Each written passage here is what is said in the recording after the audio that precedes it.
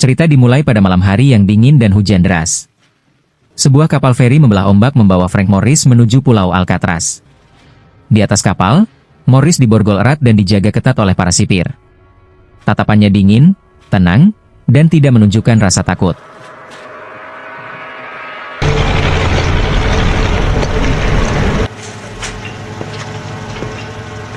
Begitu tiba di dalam lapas, Morris dipaksa melepaskan seluruh pakaiannya.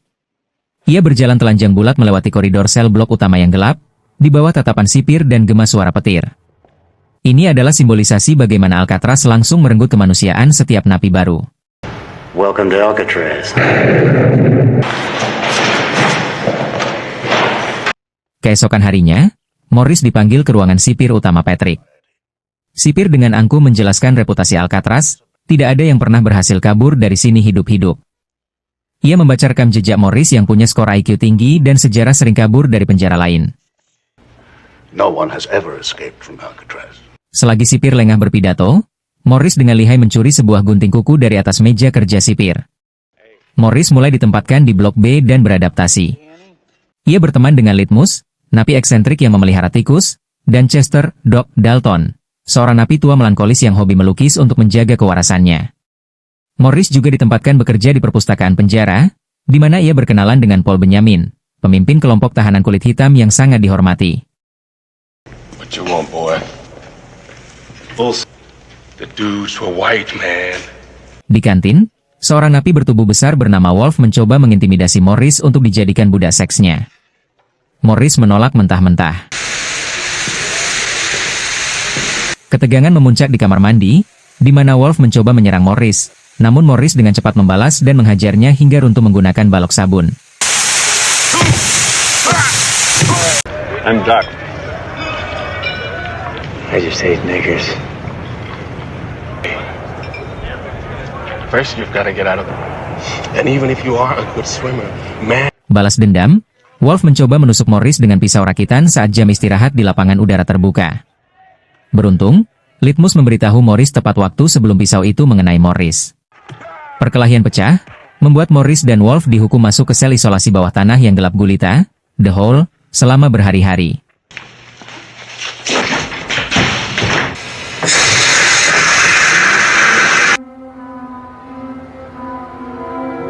Going back to your cell. Keluar dari isolasi, Morris mendapati ia punya tetangga sel baru bernama Charlie Boots. Suatu malam di selnya, Morris menyadari udara dingin masuk dari jeruji ventilasi di bawah wastafelnya. Saat ia mengorek dinding di sekitar jeruji menggunakan kikir kecil dari gunting kuku yang ia curi, ia terkejut karena betonnya ternyata rapuh akibat korosi kelembapan air laut. Di kantin, dua narapidana baru tiba, John Anglin dan Clarence Anglin. Mereka adalah sahabat lama Morris dari penjara Atlanta. Kehadiran mereka memantapkan niat Morris. Ia mengajak Anglin bersaudara dan Charlie Boots untuk membentuk tim pelarian. I may have found a way out of here. Nail clipper. I was digging around the grill. I could Take ads out of magazines, no one will miss those, and make cardboard out of it. That way they won't know till the morning. observers out of it. I read how to do it in Popular Mechanics. What are our chances? Slim. Morris mencuri sendok logam dari kantin. Ia menggunakan koin dan gunting kuku untuk menajamkan ujung sendok, menjadikannya bor manual yang efektif untuk mengikis beton malam demi malam.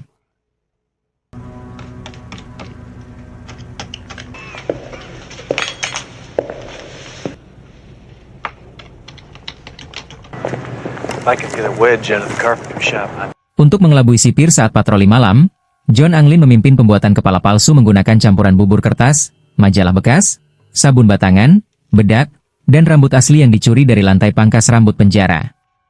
Agar lubang galian tidak ketahuan saat inspeksi siang hari, mereka membuat replika penutup jeruji ventilasi dari papan kardus yang dicat semirip mungkin dengan warna dinding beton sel.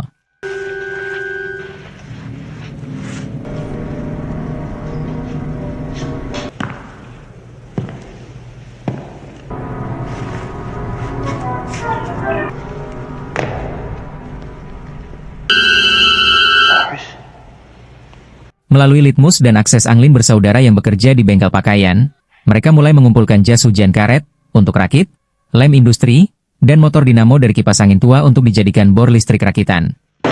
Use this. I stole this pen light from the dock.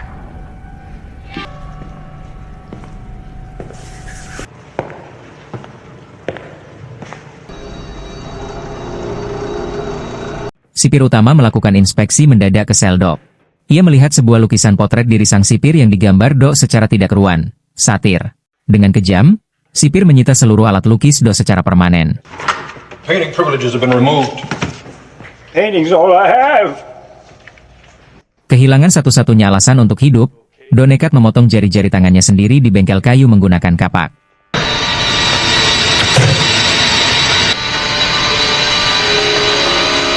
Kejadian tragis ini membuat Morris semakin murka dan bertekad mempercepat hari eksekusi pelarian. Setelah lubang di selnya cukup besar, Morris menyelinap keluar pada malam hari saat jam tidur. Ia memanjat pipa utilitas di belakang sel menuju langit-langit koridor atas. Di sana, ia menemukan sebuah ventilator besar yang mengarah langsung ke atap penjara, dilindungi oleh jeruji besi tebal yang harus mereka potong. Sipir mulai mencium gelagat aneh dan memerintahkan pemindahan sel Morris keesokan harinya. Ini artinya, malam ini adalah satu-satunya kesempatan. Split them up. Move Morris. Yes, sir. My life jacket's ready to go by tonight. Saat lampu penjara dimatikan, Morris, John, dan Clarence meletakkan kepala palsu di kasur mereka, menyusun bantal di balik selimut agar terlihat seperti orang tidur, lalu merangkak masuk ke dalam lubang ventilasi.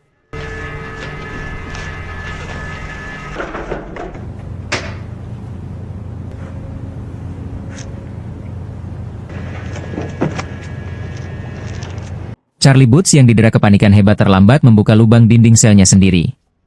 Ketika ia akhirnya berhasil keluar ke lorong utilitas belakang, Morris dan Anglin bersaudara sudah memanjat terlalu jauh ke atas.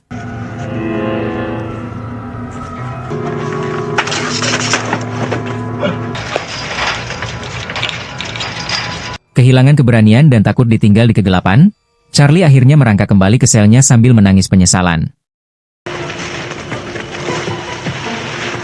Mereka berlari melintasi area halaman dalam kegelapan menuju tepi pantai timur pulau yang berbatu tajam. Di sana, menggunakan pompa angin manual dari akordeon kecil yang dimodifikasi, mereka mengembangkan rakit yang terbuat dari 50 lebih jas hujan karet yang dilem rapat. Tepat sebelum tengah malam, Morris, John, dan Clarence mendorong rakit tersebut ke dalam air laut Teluk San Francisco yang sangat dingin, berkabut tebal, dan berarus deras.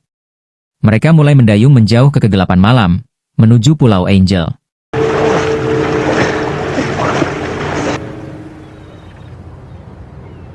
Keesokan paginya, seorang sipir mencoba membangunkan Morris yang tidak kunjung bergerak saat apel. Ketika sang sipir menyentuh wajah Morris, kepala palsu dari kertas itu jatuh dan menggelinding ke lantai. Sirene darurat penjara langsung melolong keras ke seluruh pulau. Pihak berwenang gempar. Sipir utama memimpin pencarian di sepanjang pantai Pulau Angel. Namun, mereka hanya menemukan beberapa potong pakaian robek dan sebuah dompet tahanan yang mengambang. Anak buah sipir berargumen bahwa mereka pasti tenggelam karena suhu air yang mematikan. Namun, di batu tepi pantai, sang sipir menemukan sesuatu, sebaris tanaman bunga krisan kuning. Sipir teringat bahwa Do pernah menitipkan bunga itu kepada Morris sebelum jarinya dipotong.